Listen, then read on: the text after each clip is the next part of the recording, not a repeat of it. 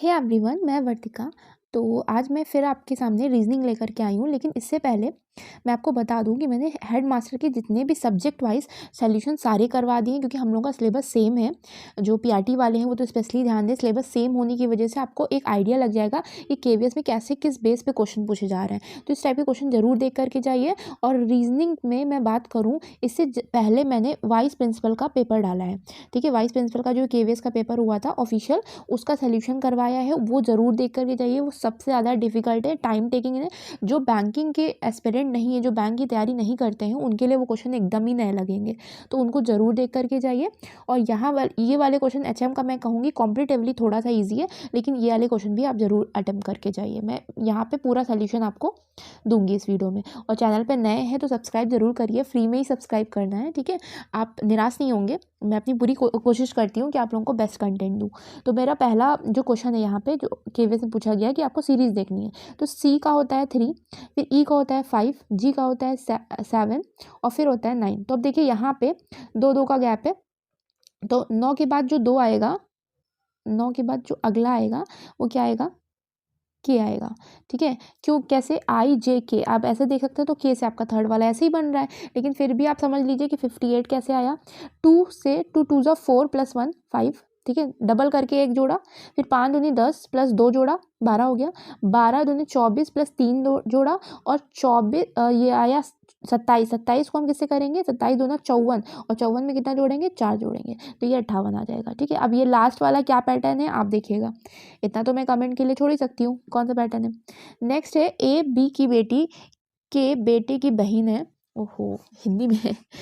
तो ए का बी से क्या संबंध है, तो यहाँ पे देखते हैं कि बी की बेटी, यानी कि बी है और बी की बेटी, तो बेटी को मान लीजिए ये बी बेटी थी और इस पे मैंने माइनस लगाया। ठीक है, बेटी को, ये हम लोगों को रीजनिंग में बताया जाता है कि जो फीमेल्स है उनके साइड में माइनस लगाना है और मेल के लिए प्लस लगाना है। तो ये बेटी किया, फिर मैंने बी की बेटी के बेटे, यानी कि इसके नीचे बेटा है तो वो बेटा है तो उसका मैं प्लस कर देती हूँ।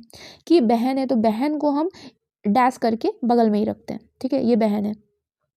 कौन है ये बहन, कौन है, ए है। ठीक है, तो ए का बी से क्या संबंध है, तो ए का बी से ये क्या संबंध आएगा, ये मतलब इनकी ये बेटी है और फिर उसकी ये बेटी ये एक निकली। तो आप ये कह सकते हो कि ये कहीं ना कहीं नातिन का संबंध है कि नहीं संबंध है, जिसको ग्रैंड डॉटर बोलते हैं, तो वो संबंध है। तो यहाँ पे आपका फर्स्ट वाला आंसर हो गया।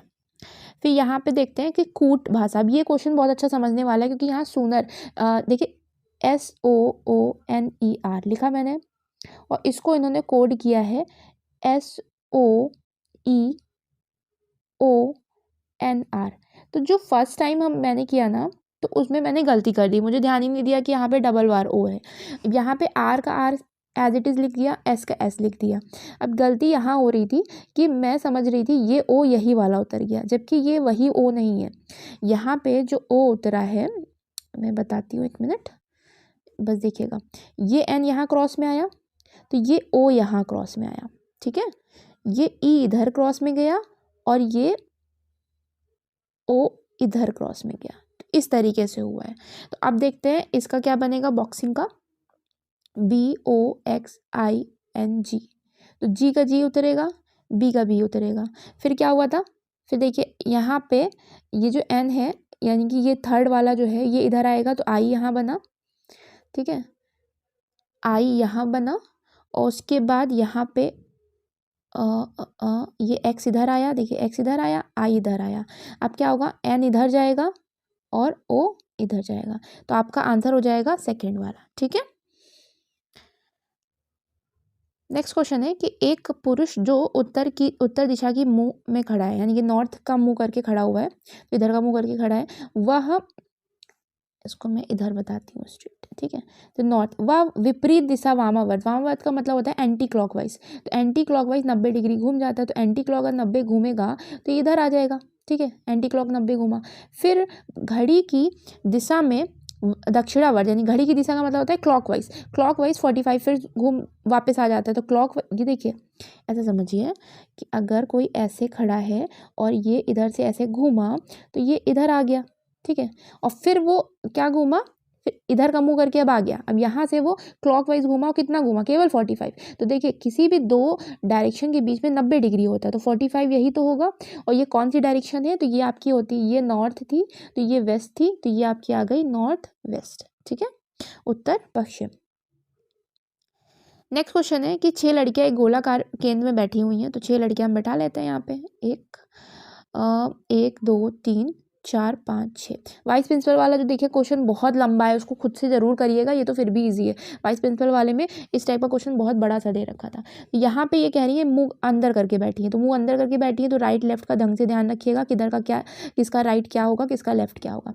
अब इन्होंने कहा कि खुशी रानी और रोजी के बीच में है, तो खुशी बीच में है, तो मान लीजिए मैं खुशी यहाँ रखती हूँ, और खुशी रानी और रोजी के बीच में है, तो यानी कि रानी इधर भी हो सकती है और रोजी इधर हो सकती है, कोई भी एक हो सकता है ना, रानी या रोजी में से इधर कोई एक हो सकता है।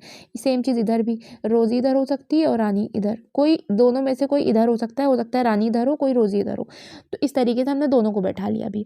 फिर इन्होंने कहा कि जो शीला है वो रेखा और रीता के बीच में है, तो अभी हम कुछ नहीं कह रहे हैं। फिर इन्होंने लाइन दी है, देखो अगली दी है कि रेखा रानी के एकदम दाएं है, तो रेखा रानी के एकदम दाएं है, तो अगर रानी यहाँ बैठी है तो उसका दाया ये आएगा कि नहीं आएगा। ठीक है, रानी का दाया ये आएगा, तो इसका मतलब यहाँ रेखा बैठ गई। इस हिसाब से अगर हम देखें तो यहाँ पे ये रानी सही है और यहाँ पे क्या बची, रोजी सही है।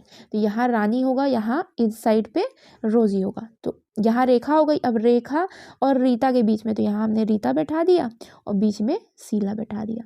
ये हमारा पूरा एक सर्किल बन गया जो उन्होंने रीजनिंग दिया था। मैंने पूछा था, क्वेश्चन ये पूछा था कि रोजी के एकदम बाएं कौन है, तो रोजी ये है, ये देखिए सबसे नीचे रोजी बैठी हुई है, और रोजी के एकदम बाएं तो रीता है, तो यहाँ आंसर क्या हो गया, रीता, फर्स्ट वाला। खुद से ट्राई करके देखिएगा ये क्वेश्चन। फिर नेक्स्ट क्वेश्चन है 6 नंबर है कि यहाँ पे इन्होंने देखिए पूरा स्टेटमेंट एक दे रखा, ये 3 स्टेटमेंट दे रखे हैं, इनका यूज़ करके हमको दो जो कंक्लूजन दिए हैं वो देखना है कि वो सही है या नहीं है। तो H से N तक, तो इससे पहले वाइस प्रिंसिपल वाले मैंने इसका ट्रिक बताया था कि H is greater than N का मतलब है कि आप H से N तक जा सकते हो कि नहीं जा सकते हो, मुँह खुला है ना, तो मुँह खुला है, देखते हैं हम लोग। सेकेंड नंबर में H से R तक तो हम पहुँच गए। अब H से जब हम R तक पहुँच गए, लेकिन R क्या है, R से N जाने पर रास्ता बंद हो जा रहा है। देखिए R से N जाने पर हमको उल्टा मुंह दिख गया, और ये उल्टा मुंह दिख गया, इसका तो हम नहीं जा सकते हैं, तो पहला वाला तो एकदम गलत हो गया। अब देखते हैं M is greater than R, यानी कि M से हमको R जाना है, तो M से हम R जाते हैं, तो M से मुँह खुला है और इधर R तक पूरा मुँह खुला हुआ है, इसका मतलब इक्वल का मतलब वो मुँह खुला ही माना जाता है। तो यहाँ से सेकेंड वाला एकदम सही हो गया, तो आंसर क्या हो गया, केवल निष्कर्ष सेकेंड ट्रू है। नेक्स्ट क्वेश्चन है कि यहाँ पूछा गया कि कौन सा वो जो कथन और निष्कर्ष वाला आता है, कि कथन एक दे रखा है कि जल्दी सोने और जल्दी उठने में मनुष्य स्वस्थ और समृद्ध व ज्ञानी रहता है। ठीक है, तो अब यहाँ पे एक मिनट, हाँ, अब यहाँ पे इसका निष्कर्ष दे रखा है कि स्वस्थ समृद्ध व ज्ञानी लोग जल्दी सोते व जागते हैं। तो ये बात सही कही, क्योंकि इससे कहीं ना कहीं ये निष्कर्ष निकल रहा है कि वो स्वस्थ और समृद्ध और ज्ञानी रहता है। लेकिन गरीब लोग रात को देर से सोते हैं, तो ऐसी कोई भी बात नहीं कही जा रही है, इसीलिए इसका आंसर क्या हो जाएगा, केवल 1 अनुसरण करता है। ठीक है, नेक्स्ट है यहाँ पे ये पूछा है कि डेटा इनफ है या नहीं है। तो ये इस टाइप का डेटा क्वेश्चन आता है कि 2 इन्होंने स्टेटमेंट दे रखे हैं। क्वेश्चन ये था कि किसी दुकान की कुल बिक्री क्या है, ये क्वेश्चन है, और इसका पता लगाने के लिए आपको 2 आंसर दे रखे हैं। लेकिन क्या ये 2 आंसर इनफ है आंसर पता लगाने के लिए, इसका आंसर पता लगाने के लिए क्या ये 2 स्टेटमेंट काफ़ी है या नहीं है, ये इस क्वेश्चन का मतलब है। तो देखते हैं कि क्वेश्चन था कि किसी दुकान की कुल बिक्री क्या है। तो पहला बताया गया है कि दुकान ने उत्पाद X के 3000 इकाई बेचे, यानी कि 3000 यूनिट बेच दिए हैं, जिसमें प्रत्येक की लागत 10 है, तो 10 है यानी कि टोटल लागत इनकी कितनी हो गई, 30,000 हो गई। ठीक है, तो लेकिन ये तो X समान है ना सिर्फ।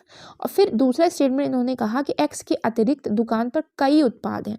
तो जब कई उत्पाद हैं तो क्या हमको ये बताया गया है कि और दूसरे उत्पाद कौन कौन से हैं, कितने रुपए के हैं और कितने बिके हैं, क्योंकि हमको बिक्री पूछी गई है, तो बिक्री के लिए हमको पता होना चाहिए ना कि टोटल उत्पाद यानी कि टोटल प्रोडक्ट कितना है। तो इसका मतलब हम ये कहेंगे कि ये डेटा क्या है, डेटा सफिशिएंट नहीं है। दोनों कथन 1 और 2 इकट्ठे प्रश्न का उत्तर देने के लिए पर्याप्त नहीं है। 1 से क्या आप आंसर दे सकते थे? बिल्कुल नहीं दे सकते थे, क्योंकि सेकंड भी तो इंपॉर्टेंट है। सीधी सी बात है, किसी दुकान पे कोई एक ही सामान थोड़ी ना होगा, दूसरा और भी सामान होंगे ना, इसीलिए 4th वाला आपका इसका आंसर सही हो गया। अब ये डाइस वाला है, तो डाइस वाले की मैं ट्रिक बता देती हूँ। देखिए, यहाँ दे रखा है 265 ठीक है। अब यहाँ पे समझिएगा 5 सेम प्लेस पे है, इसका मतलब 5 से इधर हम गए 6 और 5 से इधर गए हम 3, तो 3 का अपोजिट क्या निकला? 6 निकला। फिर 1 का अपोजिट क्या निकला? 2 निकला। तो सीधी सी बात है, 5 का अपोजिट क्या निकलेगा? डाइस में एक ही नंबर तो बचा, वो बचा 4। तो इन्होंने यही पूछा था कि 5 का अपोजिट कौन सा नंबर है, तो 5 का अपोजिट हो गया 4, ठीक है। सॉरी, 4 का अपोजिट पूछा था इन्होंने, 4 का अपोजिट 5 ही निकलेगा, सेम मतलब वाइस वर्सा। 5 का अपोजिट 4 बोलिए, 4 का अपोजिट 5 बोलिए। तो यहाँ तक क्लियर हुआ, मैं आ गया होगा आई होप। और मेहनत करते रहिए, यही कह सकती हूँ मैं। ठीक है, थैंक यू फॉर वॉचिंग।